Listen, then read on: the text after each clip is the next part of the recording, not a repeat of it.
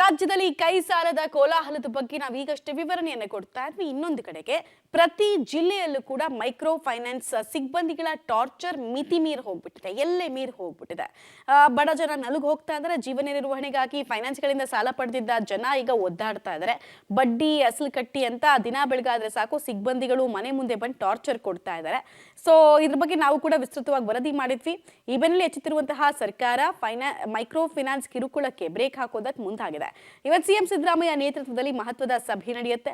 Micro ಫೈನಾನ್ಸ್ಗಳ ಕಿರುಕುಳಕ್ಕೆ ಕಡಿವಾಣ ಹಾಕೋದಕ್ಕೆ ಕಠಿಣ ಕಾನೂನು ತರೋದಕ್ಕೆ ಹೊರಟಿರುವ ಸರ್ಕಾರ ಮೈಕ್ರೋ ಫೈನಾನ್ಸ್ ರೆಗ್ಯುಲೇಷನ್ ಬಿಲ್ ತರುವ ಸಾಧ್ಯತೆ ಇದೆ. ಇವತ್ತಿನ ಸಭೆಯ ಬಳಿಕ ಸಿಎಂ ಸಿದ್ದರಾಮಯ್ಯ ಈ ಬಗ್ಗೆ ಘೋಷಣೆ ಮಾಡಲಿದ್ದು, ಮುಂದಿನ ಕ್ಯಾಬಿನೆಟ್ನಲ್ಲಿ ಸುಗ್ರೀವಾಜ್ಞೆ ಹೊರಡಿಸುವ ಬಗ್ಗೆ ಚರ್ಚೆಯನ್ನು ನಡೆಸಲಿದ್ದಾರೆ. ಅದಾದ ಬಳಿಕ ಬಜೆಟ್ ಅಧಿವೇಶನದಲ್ಲಿ ಬಿಲ್ ತರೋದಕ್ಕೆ ಚಿಂತನೆಯನ್ನ ನಡೆಸಿದ್ದಾರೆ ಅಂತ ಹೇಳಲಾಗ್ತದೆ. ಬಿಲ್ ಬಂದ್ರೆ ಕಿರುಕುಳ ತಪ್ಪುತ್ತಾ? ಅಲ್ಲಿ ತನಕ ಏನ್ ಮಾಡೋದು? ಈಗ ತುಂಬಾ ಟೈಮ್ ಸಿಕ್ಬಿಡುತ್ತೆ ಅವಾಗ ಸಿಬ್ಬಂದಿಗಳಿಗೆ, ಅವ್ರು ಇನ್ನಷ್ಟು ಅಗ್ರೆಸಿವ್ ಆಗಿಬಿಡ್ತಾರೆ. ಸೊ ಅಲ್ಲಿ ತನಕ ಏನ್ ಮಾಡೋದು ಅನ್ನೋದು ಪ್ರಶ್ನೆ.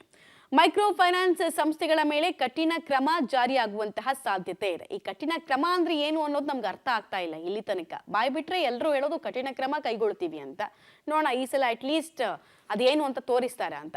ಹಾಲಿ ಇರುವ ಕಾನೂನಿಗೆ ಹೆಚ್ಚಿನ ಬಲ ಇಲ್ಲದ ಕಾರಣ ಹೊಸ ರೂಲ್ಸ್ ಅನ್ನ ತರಬೇಕು ಅಂತ ಯೋಚನೆ ಮಾಡ್ತಿದ್ದಾರೆ. ಬಟ್ ಅಷ್ಟೊತ್ತೊಳಗಡೆ ಒಂದು ಗ್ಯಾಪ್ ಸಿಕ್ಕಂಗಾಗತ್ತಲ್ಲ, ಆ ಗ್ಯಾಪ್ ಅನ್ನು ಹೆಂಗ್ ಫಿಲ್ ಮಾಡ್ತೀರಿ? ಟಾರ್ಚರ್ ಈಗ್ಲಿಂದ ತಪ್ಪಿಸೋದಕ್ಕೆ ಏನ್ ಮಾಡ್ತೀರಿ? ಅದ್ರ ಬಗ್ಗೆ ಯಾರು ಕೂಡ ಏನು ತುಟಿಕ್ ಪಿಟಿಕ್ ಅಂತ ಇಲ್ಲ. ಇವತ್ತಿನ ಸಭೆ ಬಳಿಕ ಹೇಳ್ತಾರಾ? ನೋಡೋಣ. ರಿಲ್ಯಾಕ್ಸೇಷನ್ ಸಿಗುತ್ತಾ ಜನರಿಗೆ? ಕುತೂಹಲ ಇದೆ. ಮೈಕ್ರೋ ಫೈನಾನ್ಸ್ ರೆಗ್ಯುಲೇಷನ್ ಬಿಲ್ ಅನ್ನ ತರುವಂತಹ ಸಾಧ್ಯತೆ ಇದೆ. ಅಂದ್ರೆ ಸಿಬ್ಬಂದಿಗಳ ಹಣ ರಿಕವರಿ ಮಾಡಬೇಕಾದ್ರೆ ಅನುಸರಿಸಬೇಕಾದ ಕ್ರಮ ಏನು ಅಂತ ಪ್ರಾಬಬ್ಲಿ ರೆಗ್ಯುಲೇಷನ್ ಬಿಲ್ ನಲ್ಲಿ ಇರುತ್ತೆ. ಮತ್ತು ಸದ್ಯಕ್ಕೆ ಸುಗ್ರೀವಾಜ್ಞೆ ಜಾರಿಗೆ ತಂದು ಬಳಿಕ ಮಸೂದೆಯನ್ನ ತರೋದು ಕೂಡ ಸರ್ಕಾರದ ಪ್ಲಾನ್ ಆಗುತ್ತೆ. ಸುಗ್ರೀವಾಜ್ಞೆ ಬಂದ್ಬಿಟ್ರೆ ಒಂದು ಅಂಕುಶ ಬಿದ್ದಂಗಾಗುತ್ತೆ. ಬಿಕಾಸ್ ಅದು ಸರ್ಕಾರದ ಪರಮ ಅಧಿಕಾರ. ಅದನ್ನ ತರ್ತಾರ ನೆಕ್ಸ್ಟ್ ಕ್ಯಾಬಿನೆಟ್ ನಲ್ಲಿ ಹಾಗಾಗುತ್ತೆ ಅಂತ ಒಂದು ಮಾಹಿತಿ ಇದೆ. ಕಿರುಕುಳ ನೀಡುವ ಮೈಕ್ರೋ ಫೈನಾನ್ಸ್ ಸಂಸ್ಥೆಗಳ ಮೇಲೆ ಕ್ರಿಮಿನಲ್ ಕೇಸನ್ನ ದಾಖಲಿಸಿಕೊಳ್ಳೋದಕ್ಕೆ ಅವಕಾಶ ಸರ್ಕಾರದ ಬಳಿ ಇದೆ.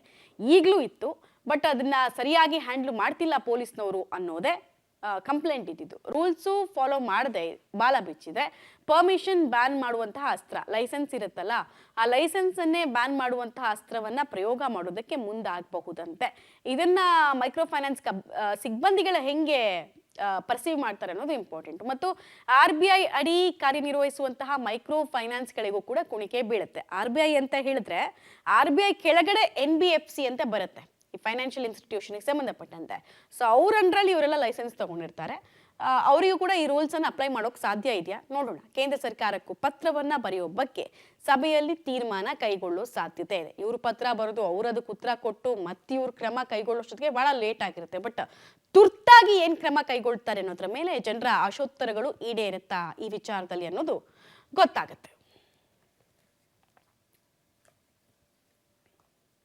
ಮೈಕ್ರೋ ಫೈನಾನ್ಸ್ ಸಿಬ್ಬಂದಿಗಳ ಅಗ್ರೆಸಿವ್ ರಿಕವರಿ ವಿಚಾರಕ್ಕೆ ಸಂಬಂಧಪಟ್ಟಂತೆ HK ಪಾಟೀಲ್ ಅವರು ಕಾನೂನು ಕ್ರಮದ ಸುಳಿವನ್ನ ಬಿಟ್ಟುಕೊಟ್ಟಿದ್ದಾರೆ. ಕಠಿಣ ಕಾನೂನು ಕ್ರಮ ಆಗುತ್ತೆ ಅಂತ. ಸೊ ಅವರು ಹೇಳಿದ್ದಾರೆ, ಸಿಎಂ ಸಿದ್ದರಾಮಯ್ಯ ಅವರ ನೇತೃತ್ವದಲ್ಲಿ ಸಭೆ ಆಗುತ್ತೆ, ಫೈನಾನ್ಸ್ ಕಂಪನಿಗಳಿಗೆ ಮೂಗುದಾರವನ್ನ ಹಾಕಲಾಗುತ್ತೆ ಅಂತ. ದೌರ್ಜನ್ಯ ತಡೆಯೋದಕ್ಕೆ ಕಾನೂನು ಬಲಗೊಳಿಸೋದಕ್ಕೆ ಮುಂದಾಗಿದ್ದೀವಿ ಅಂತ ತಿಳಿಸಿದ್ದಾರೆ. ಮೈಕ್ರೋ ಫೈನಾನ್ಸ್ ತೊಂದರೆ ತಪ್ಪಿಸೋದಕ್ಕೆ ಕಾನೂನು ತಿದ್ದುಪಡಿ ಅಗತ್ಯದ ಸಂಬಂಧ ಕರಡು ಕೂಡ ಸಿದ್ಧಪಡಿಸಿದ್ದು, ಇಂದಿನ ಸಭೆಯಲ್ಲಿ ಮುಖ್ಯಮಂತ್ರಿಗಳ ಜೊತೆಗೆ ಆ ಸಂಬಂಧ ಚರ್ಚೆಯನ್ನು ನಡೆಸ್ತೀವಿ. ಮುಂದಿನ ದಿನದಲ್ಲಿ ಆ ಸಂಬಂಧ ಪ್ರತ್ಯೇಕ ಕಾನೂನು ರಚಿಸ್ತೀವಿ ಅಂತ HK ಪಾಟೀಲ್ ಅವರು ಹೇಳಿದ್ದಾರೆ. ಮೈಕ್ರೋ ಫೈನಾನ್ಸ್ ಹಾವಳಿಗಳನ್ನು ತಪ್ಪಿಸಲಿಕ್ಕೆ ಮುಖ್ಯಮಂತ್ರಿಗಳು ವಿಶೇಷವಾಗಿ ಅಂತ ಒಂದು ಸಭೆ ನಡೆಸಲಿಕ್ಕೆ ತೀರ್ಮಾನಿಸ್ತಾರೆ. ಇದರ ಸಂಬಂಧ ಮಾತಾಡಲಿಕ್ಕೆ ಕಾನೂನು ಸಚಿವರು ಕೂಡ ಆಗಿರ್ತಕ್ಕಂಥ HK ಪಾಟೀಲ್ ನಮ್ಮ ಜೊತೆಗಿದ್ದಾರೆ. ಸರ್, ಮೊದಲನೇದಾಗಿ ಮೈಕ್ರೋ ಫೈನಾನ್ಸ್ಗೆ ಸಂಬಂಧಪಟ್ಟಂತೆ ವಿಶೇಷವಾಗಿ ತುರ್ತಾಗಿ ಒಂದು ಸಭೆಯನ್ನು ನಡೆಸಲಾಗ್ತಾ ಇದೆ. ಏನು ಸರ್, ಇದರಲ್ಲಿ ಏನೆಲ್ಲ ವಿಚಾರಗಳನ್ನ ಒಳಗೊಂಡಂತೆ ಅಥವಾ ಏನು ತೀರ್ಮಾನಕ್ಕೆ ಮುಂದಾಗಿದೆ? ಸನ್ಮಾನ್ಯ ಮುಖ್ಯಮಂತ್ರಿಗಳು ಮೈಕ್ರೋ ಫೈನಾನ್ಸ್ ಎಕ್ಸ್ಪ್ಲಾಯ್ಟೇಷನ್ ಏನು ನಡೆದಿದೆ ಅದ್ರ ಬಗ್ಗೆ ಸಭೆ ಕರೆದಿದ್ದಾರೆ. ಆ ಸಭೆಯೊಳಗೆ ನಾವು ಸುದೀರ್ಘವಾಗಿ ಚರ್ಚೆ ಮಾಡಿ ಬಡವರನ್ನು ಈ ಮೀಟರ್ ಬಡ್ಡಿ, ಈ ಶ್ರೀಮಂತರ ಶೋಷಣೆಯಿಂದ ತಡೆಯೋದಕ್ಕೆ ಏನು ಮಾಡಬೇಕು, ಅದಕ್ಕೆ ಕಾನೂನಿನ ಅಗತ್ಯ ಅಂಥೇಳಿ ಅನ್ನಿಸ್ತಾ ಇದೆ. ಆ ಕಾನೂನನ್ನು ಮಾಡೋದಕ್ಕೆ ಸರ್ಕಾರ ಚಿಂತನೆ ಮಾಡ್ತಾಯಿದೆ. ಅಂದರೆ ಏನು ಕರಡನ್ನು ರೆಡಿ ಮಾಡ್ಕೊಂಡು ಚರ್ಚೆ ಮಾಡ್ತೀರಾ ಹೇಗೆ? ಎಲ್ಲ ಚರ್ಚೆ ಮಾಡ್ತೀವಿ. ಆಮೇಲೆ ಕರಡು ನಾವು ಒಂದು ರೆಡಿ ಮಾಡೀವಿ, ಅದಕ್ಕೂ ಟೋನ್ ಅಪ್ ಮಾಡಬೇಕು, ಅದಕ್ಕೂ ಅದರಲ್ಲಿ ಬದಲಾವಣೆ ಆಗಬೇಕು. ಮುಖ್ಯಮಂತ್ರಿಗಳು ತಮ್ಮ ವಿಚಾರವನ್ನು ಕೊಡ್ತಾರೆ, ನಮ್ಮ ಸಹೋದ್ಯೋಗಿಗಳು ಹಲವಾರು ವಿಚಾರಗಳನ್ನು ಹೇಳ್ತಾರೆ, ಗೃಹ ಸಚಿವರು ತಮ್ಮದೇ ಆಗಿರ್ತಕ್ಕಂಥ ವಿವರಗಳನ್ನು ಪತ್ರಿಕಾ ಮೂಲಕವೂ ಹೇಳಿದ್ದಾರೆ. ಅದನ್ನು ಅವ್ರ ಕಡೆಯಿಂದ ಪಡ್ಕೊತೀವಿ. ಈಗಿರುವ ಕಾನೂನು ಮೈಕ್ರೋ ಫೈನಾನ್ಸ್ಗೆ ಸಂಬಂಧಪಟ್ಟಂತೆ ಈಗಿರುವ ಕಾನೂನಲ್ಲೇ ಬಲ ಇಲ್ವಾಗದು. ನೋಡಿ, ಇಷ್ಟು ದೊಡ್ಡ ಪ್ರಮಾಣದ ಶೋಷಣೆ ನಡೀತದೆ ಅಂದರೆ ಎಲ್ಲೋ ಒಂದು ಕಡೆ ಕೊರತೆ ಇದೆ. ಆ ಅಡ್ಮಿನಿಸ್ಟ್ರೇಟಿವ್ ಮಷಿನರಿನ ಇನ್ನೂ ಸ್ಟ್ರೆಂಥನ್ ಮಾಡಬೇಕು.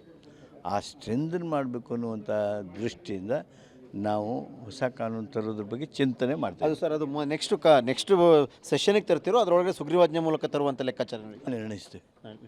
ಓಕೆ, ಇದಕ್ಕೆ ಸಂಬಂಧಪಟ್ಟಂತೆ ಏನು ಮಾಡಬೇಕು ಅನ್ನೋದನ್ನ ಕೂಡ ಮುಖ್ಯಮಂತ್ರಿಗಳ ಸಭೆಯಲ್ಲಿ ತೀರ್ಮಾನ ಮಾಡ್ತಿರೋ ಮಾತು ಕೇಳ್ಬಿಡ್ತೇವೆ. ಒಟ್ಟಾಗಿ ಬಲವಾದ ಒಂದು ಕಾನೂನು ತರಬೇಕು ಮೈಕ್ರೋ ಫೈನಾನ್ಸ್ ವಿಚಾರದಲ್ಲಿ ಅಂತೂ ಸರ್ಕಾರದ ಲೆಕ್ಕಾಚಾರದಂತೆ ಕಾಣಿಸ್ತದೆ. ಕ್ಯಾಮರಾ ಪರ್ಸನ್ ಮುನಿರಾಜ್ ಜೊತೆ ಸುಕೇಶ್, ಪಬ್ಲಿಕ್ ಟಿವಿ, ಬೆಂಗಳೂರು. ಕಾನೂನು ಜಾರಿಗೆ ತರುವಂತಹ ವಿಚಾರ ಅಲ್ಲ ಇಲ್ಲಿ. ಕಾನೂನು ಜಾರಿಗೆ ತರೋದಕ್ಕಿಂತ ಹೆಚ್ಚು ಈಗಿರುವಂತಹ ಪ್ರಸ್ತುತ ನಿಯಮಗಳನ್ನ ಸರಿಯಾಗಿ ಅರ್ಥ ಮಾಡಿಸ್ಬೇಕಾಗತ್ತೆ, ಇಂಪ್ಲಿಮೆಂಟ್ ಆಗುತ್ತಾ ಅನ್ನೋದು ನೋಡ್ಬೇಕಾಗತ್ತೆ. 2 ಎಕ್ಸಾಂಪಲ್ ಕೊಟ್ಬಿಡ್ತೀವಿ. ಗೋ ಹತ್ಯೆ ನಿಷೇಧ ಕಾಯ್ದೆ ಜಾರಿಯಲ್ಲಿದೆ, ನಿಂತಿದ್ಯಾ ಗೋ ಹತ್ಯೆ, ಕಳ್ಳ ಸಾಗಣೆ ನಿಂತಿದ್ಯಾ ಪ್ರಶ್ನೆ ಇದೆ. ಸೊ ಕಾನೂನು ಜಾರಿಗೆ ತರೋದಕ್ಕಿಂತ ಹೆಚ್ಚಾಗಿ ಇಂಪ್ಲಿಮೆಂಟೇಷನ್ ಇಂಪಾರ್ಟೆಂಟ್ ಆಗುತ್ತೆ. ಮತ್ತೆ ಪೊಲೀಸ್ ಇಲಾಖೆಯವ್ರಿಗೆ ಅವ್ರ ಕರ್ತವ್ಯ ಏನು, ರೆಸ್ಪಾನ್ಸಿಬಿಲಿಟೀಸ್ ಏನು, ಡ್ಯೂಟೀಸ್ ಏನು ಅಂತ ಮನವರಿಕೆ ಮಾಡ್ಕೊಳ್ಳಿ. ಅವರು ಜನರ ಸಹಾಯಕ್ಕೆ ಬಂದ್ರೆ ಪ್ರಾಬಬ್ಲಿ ಇಷ್ಟೊಂದು ದೊಡ್ಡ ಶೋಷಿತ ವರ್ಗ ನಮ್ಮ ರಾಜ್ಯದಲ್ಲಿ ಕಾಣಿಸ್ತಾ ಇರಲಿಲ್ಲ. ಅಲ್ಲೇ ಕುಂದು ಕೊರತೆಗಳಾಗಿದೆ. ನಾವು ಇತ್ತೀಚಿನ ದಿನಗಳಲ್ಲಿ ಯಾವಾಗಲೂ ಹೇಳ್ತಿರ್ತೀವಿ, ಕಾನೂನಿನ ಬಗ್ಗೆ ಭಯ ಏನಕ್ಕೆ ಹೊರಟೋಗುತ್ತೆ ಅಂದ್ರೆ ಪೊಲೀಸ್ ಸ್ಟೇಷನ್ಗಳಾಗಿ ಉಳಿದಿಲ್ಲ, ಸೆಟ್ಲ್ಮೆಂಟ್ ಸೆಂಟರ್ಗಳಾಗಿದೆ. ಮಾತಾಡ್ತಿದ್ರೆ ಕಾಂಪ್ರೂವ್ ಮಾಡ್ಕೊಳ್ಳಿ ಅಂತ ಕಾಂಪ್ರೂವ್ ಮಾಡಿಸೋದಕ್ಕೆ ಕೂರಿಸ್ತಾರೆ. ಹಿಂಗಾಗಿ ಈ ತರದ ಎಡವಟ್ಟುಗಳು ಆಗ್ತಾ ಇದೆ.